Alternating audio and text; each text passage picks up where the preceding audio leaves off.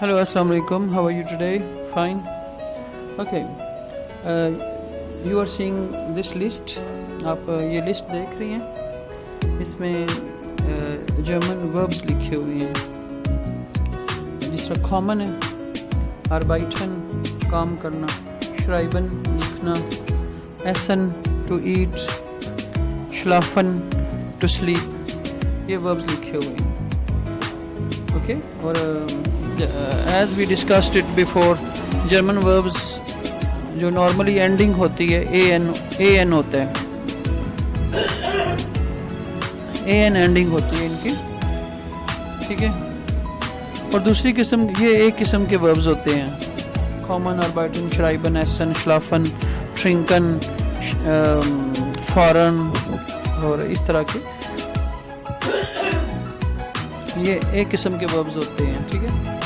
اور دوسری قسم کے جو ہوتے ہیں وہ اس طرح کے ہوتے ہیں, einladen to invite, anrufen to phone, uncommon to reach, ٹھیک ہے. دوسری قسم کے یہ ہوتے ہیں. دوسری قسم کے ان کو separable verbs کہتے ہیں, separate ہونے والے verbs. یہ جو verbs ہیں یہ single ہیں, ٹھیک ہے. اور دوسری قسم کے جو وربز ہیں یہ سیپریٹ ہونے والے ہیں. ان کا یوز ایسے ہوتا ہے کہ جو پہلا پارٹ ہوتا ہے ان کا وہ سینٹینس کے آخر پہ چلا جاتا ہے.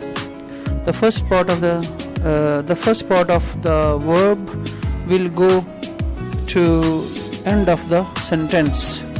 سینٹینس کے آخر پہ چلا جاتا ہے. سینٹینس بے شک جتنا مرضی لمبا ہو اس کے آخر پہ چلا جاتا ہے. اس کا یہ یوز ہے. جیسے einladen ہے تو ich lade sie ein, ich lade نسیم, کریم, مجید, ندیم ein. مطلب کہ سنٹینس جتنا مرضی لمبا ہو پہلا پارٹ جو ہے وہ آخر پہ چلا جاتا ہے. ich rufe Nadeem, cream, Saleem an, it means I phone, ان بندوں کو فون کیا. ich komme Rawalpindi an, I reach Rawalpindi. اگر صرف اشخامے ہوگا تو کامن جو سنگل ہوگا اس کا مطلب ہے آنا, ان کامن ہو جائے گا تو اس کا مطلب ہے ٹو ریچ, پہنچنا. اشخامے مری ان, آئی ریچ مری. اوکے. تو یہ ہے in German language there are two types of verbs. First one normal, single, and second type is separable verb, separate ہونے والے verbs ہوتے ہیں اور ان کا پہلا پارٹ جو ہے وہ آخر پہ چلا جاتا ہے, ٹھیک ہے. تو یہ ہیں verbs. اور باقی جو ہے آپ نے بات کی زی جو ایس بڑا ہوتا ہے, بے شک وہ سینٹینس کے اندر یوز ہو یا باہر, وہ زی آپ والا ہے. آپ اس کا مطلب ہے آپ. اور جو زی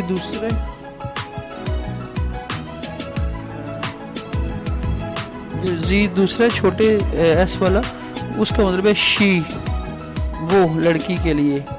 جیسے پیچھے میں نے جو فارمولہ بتایا تھا جو آئی وی یو دے ہی شیٹ وغیرہ کے ساتھ جو وربز کی شیپ آتی ہے, تو اس میں نے بتایا تھا آپ کو کہ زی آپ والا یہ اس کا ایس ہمیشہ بڑا ہوتا ہے, بے شک وہ سینٹینس کے اندر استعمال ہو, بے شک سینٹینس کے باہر استعمال ہو. جو دوسرا زی ہے وہ سینٹینس کے اندر یوز ہوگا تو ایس چھوٹا ہوگا, اس کا مطلب ہے شی. تو آپ کو پتہ ہے کہ جو زی ہے آپ والا, اس میں ورب کی جون سا بھی ورب ہو اس کا وہ اپنی پوری حالت میں آتا ہے, فل حالت میں آتا ہے. جیسے کامن ہے زی کامن, اربائٹن ہے زی اربائٹن.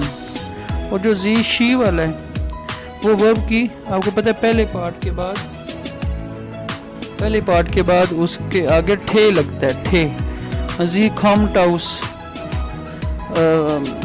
سلمہ کھام ٹاؤس دینا, نوید کھام ٹاؤس جیلم, ٹھیک ہے.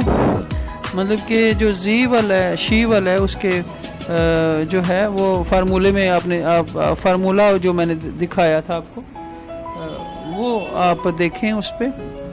تو تو آپ کہیں گے نا کیسے پتہ چلتا ہے کہ زی آپ والا ہے کہ زی شی والا ہے؟ ویسے پتہ ہے ورب کی قسم، ورب کی شیپ سے زی آپ والے کے ساتھ پورا ورب آتا ہے اپنی پوری حالت میں، اور زی جو شی والا ہے اس کے ساتھ پہلے پارٹ کے بعد ٹھے کا اضافہ ہوتا ہے. اس سے پتہ چلتا ہے یہ شی والا زی ہے یہ یا آپ والا زی ہے. I hope you understand. If you still have any question, you can send me message. Bye bye.